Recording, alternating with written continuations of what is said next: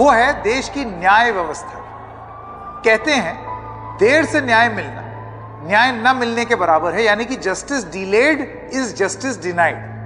और भारत में तो सब जानते हैं कि न्याय की आस लगाए जनता तारीख पर तारीख, मतलब फिल्मी डायलॉग तक बन गया। ये तारीख पे तारीख परेशान करती रहती है। आखिर ऐसा क्यों है? Hello and welcome to All Indians Matter. I am Ashraf Engineer. The recently released India Justice Report 2022 raises serious concerns about our criminal justice system. It underscores issues that we are familiar with, such as litigation delays and the thousands of under trials languishing in jails while awaiting disposal of their cases.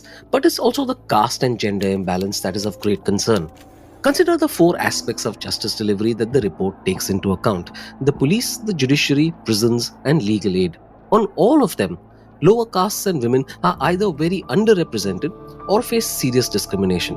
On the ground, this translates into the denial of justice to these groups.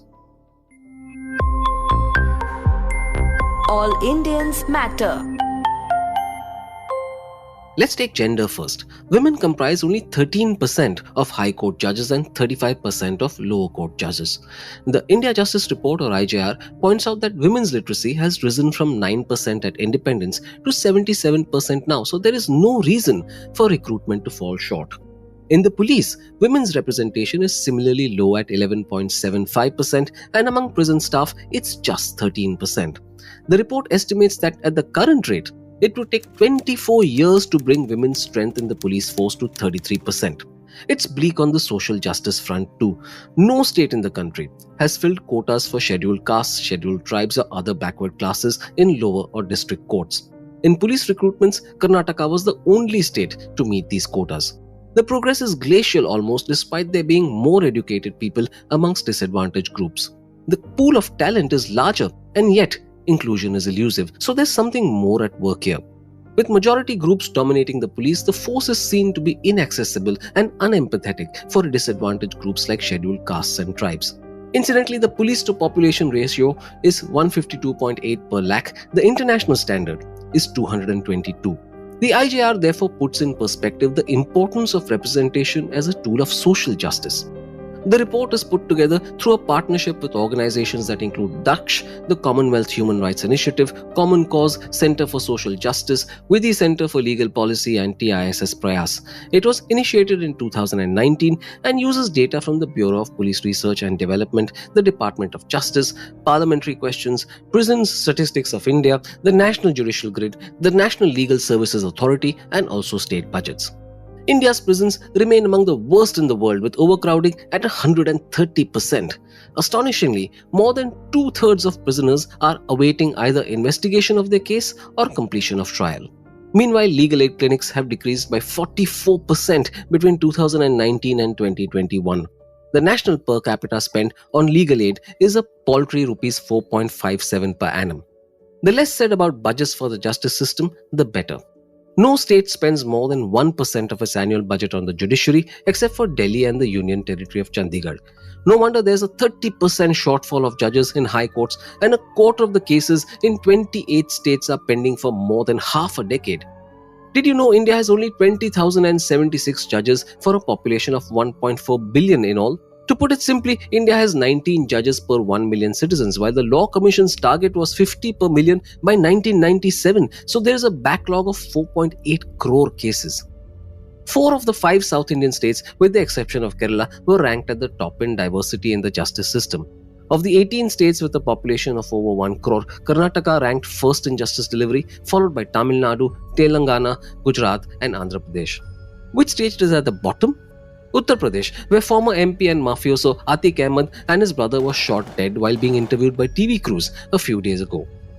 I want to return to gender. As I said earlier, women account for only 11.75% of the police force, which is slightly up from 10% in 2020. 9 states and 6 union territories have a quota of 33%, while other states have set targets ranging from 10% to 35%. However, none of them have filled those vacancies. The numbers are even more abysmal at the officer level. The share of women is less than 8%. As for women judges, what's a matter of concern is that in 11 of 36 states and union territories, the number of women judges has fallen. For instance, in Andhra Pradesh, the fall was drastic from 19% to 6.6%, followed by Chhattisgarh, where it went from 14.3% to 7.1%. The share of women panel lawyers rose from 18% to 25%, with Meghalaya having the highest share at 60.4%, followed by Nagaland at 51.4%. There was a shortfall even in the national and state human rights commissions. Since it was constituted in 1993, the National Human Rights Commission has never had a female chairperson and has had only 3 women members. In state human rights commissions, only 1 in 6 staff members are women. Why is all this important? It's important because our public institutions must reflect our social diversity and also correct imbalances where needed. Without that, they will seem distant and will not enjoy public trust. A judiciary and a police force that represents the experiences of different groups will be more effective and enjoy greater credibility. Reservations are, of course, a critical part of the process, but simply having them in place isn't enough, as we've seen from the numbers the report quotes. What's needed is institutional commitment to diversity. The people in charge must take steps to ensure that the quotas are filled. There have to be incentives for performance and, more importantly, disincentives for the lack of it. The India Justice Report 2022 does log some progress, but we are a long way off from where we should have been. After all, justice is meaningful only when the poorest get it, and that's not the case now. The report said, as I pointed out earlier, that more than 2/3 of prisoners are under trials, and most of them are poor or disadvantaged in some way. Roughly 70% of litigants in criminal cases are below the poverty line. There are massive vacancies in our courts too, yet the union government is slow to make appointments to the higher judiciary. How is all this acceptable to us as a nation? Negligence is bad by itself, but it makes you wonder whether there is any interest at all in delivering justice to the sections that most need it.